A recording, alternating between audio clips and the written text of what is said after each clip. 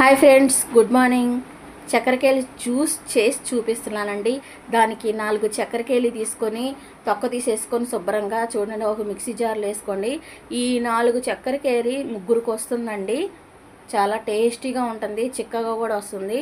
ఈ 4 చక్కెరకేళికి 4 స్పూన్లు పంచదార సరిపోతుందండి. స్వీట్ కరెక్ట్గా సరిపోద్ది, ఎక్కువ తక్కువ అవ్వదండి. వేసేసుకొని బూస్ట్ ఒక స్పూన్ వేసుకోండి.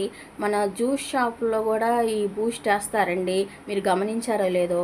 ఈ బూస్ట్ వేసుకోండి. మన బయటదైనా పలసగా ఉంటుంది, ఇంట్లో మనం చేసుకుంటున్నాం కాబట్టి చక్కగా చేసుకోవచ్చు. డీప్లో ఒక పాల ప్యాకెట్ పెట్టుకున్నాను, అది గడ్డ కట్టేసింది.